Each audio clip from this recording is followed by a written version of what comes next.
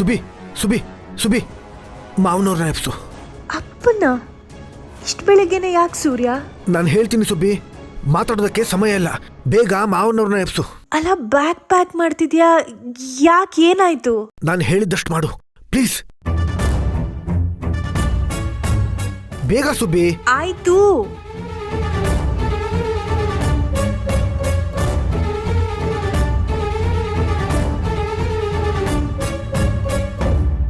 ಅಪ್ಪ ಅಪ್ಪ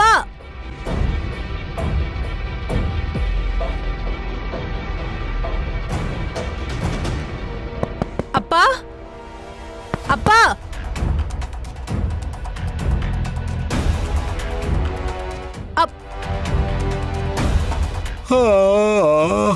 ಏನ್ ಮಗಳೇ?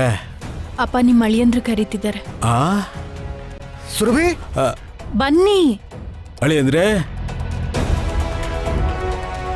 ಇದೇನಿದು? ಇಷ್ಟೊತ್ತಿನಲ್ಲಿ ಬ್ಯಾಗ್ ಹಾಕೊಂಡು ಎಲ್ಲಿಗೆ ಹೊರಟಿದ್ದೀರಿ? ಬಾಬಾ, ನಾನು ಉಜ್ಜನಿಗೆ ಹೊರಡ್ತಾ ಇದ್ದೀನಿ. ಆ ಅಜ್ಜಿ ತಾತನ ನೋಡ್ಕೊಳಕಂತ ಪರಮೇಶಿ ಜಗ್ಗನ್ನ ನಾನು ಹೇಳಿದ್ನಲ್ಲ, ಈಗಷ್ಟೇ ಜಗ್ಗ ಫೋನ್ ಮಾಡಿದ್ದ. ಅಜ್ಜಿ ತಾತನ ಮೇಲೆ ಯಾರೋ ದಾಳಿ ಮಾಡಿದ್ರಂತೆ.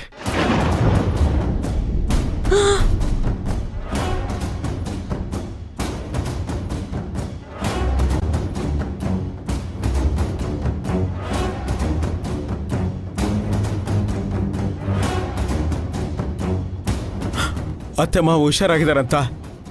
ದೇವರ ದಯಿಂದ ಯಾರಿಗೂ ಏನೂ ಆಗಿಲ್ಲ ಮಾವ. ನಾನು ಹೋಗಿ ಅವ್ರನ್ನ ಕ್ಷೇಮವಾಗಿ ಕರ್ಕೊಂಡು ಬರ್ತೀನಿ. ಅಳಿ ಅಂದ್ರೆ ನೀವ್ಯಾಕೆ ಇಲ್ಲಿಂದ ಅಲ್ಲಿಗೆ ಹೋಗ್ಬೇಕು? ಇಲ್ಲಿಂದಾನೆ ಮಾವನವ್ರಿಗೆ ಫೋನ್ ಮಾಡಿ ತಿಳ್ಕೊಬಹುದಲ್ವಾ?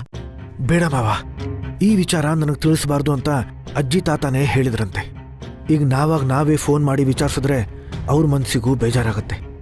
ನಿಜ ಹೇಳಬೇಕು ಅಂತಂದ್ರೆ ನಾನು ಅಲ್ಲಿಗೆ ಹೋಗ್ತಾ ಇರೋ ವಿಚಾರನೇ ಅವ್ರಿಗೆ ಗೊತ್ತಿಲ್ಲ. ನಿಮಗೆ ತಾತನ ಸ್ವಭಾವ ಗೊತ್ತಲ್ಲ.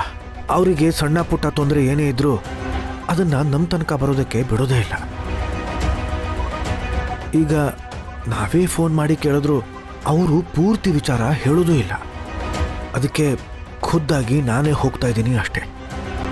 ಸರಿ ಅಳಿ ಅಂದ್ರೆ ನಾನು ನಿಮ್ ಜೊತೆಗೆ ಬರ್ತೀನಿ. ನೀವೊಬ್ಬರೇ ಹೋಗೋದು ಬೇಡ. ಬೇಡ ಮಾವ, ಇನ್ನೆರಡು ದಿವಸದಲ್ಲಿ ನಮ್ಮ ಮನೆಯಲ್ಲಿ ಸಮಾರಂಭ ಇದೆ. ನೀವು ಇಲ್ಲೇ ಇದ್ಕೊಂಡು ಅದರ ಎಲ್ಲ ವ್ಯವಸ್ಥೆನೂ ನೋಡ್ಕೊಳ್ಳಿ. ಸದ್ಯಕ್ಕೆ ಅವ್ರಿಗೇನೂ ತೊಂದರೆ ಆಗಿಲ್ಲ. ಮುಂದೆ ಯಾವುದೇ ರೀತಿ ಅನಾಹುತ ಆಗಬಾರ್ದು ಅಂತ ನಾನು ಅಲ್ಲಿಗೆ ಹೋಗ್ತಾ ಇದ್ದೀನಿ.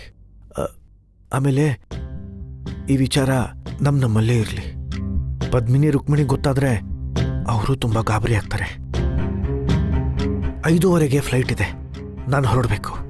ಅಲ್ಲಿಗೆ ಹೋಗಿ ತಲುಪಿದ ಮೇಲೆ ಏನು ಎತ್ತ ಅಂತ ವಿಚಾರಿಸಿ ನಾನು ನಿಮಗೆ ಫೋನ್ ಮಾಡ್ತೀನಿ. ಯಾರು ಗಾಬರಿ ಪಡಬೇಡಿ. ಹುಷಾರು ಅಳಿ ಅಂದ್ರೆ. ಸರಿ ಮಾವ, ಬರ್ತೀನಿ ಅತ್ತೆ. ಹುಷಾರು ಅಳಿ ಅಂದ್ರೆ. ಹುಷಾರು. ಯೋಚನೆ ಮಾಡಬೇಡ.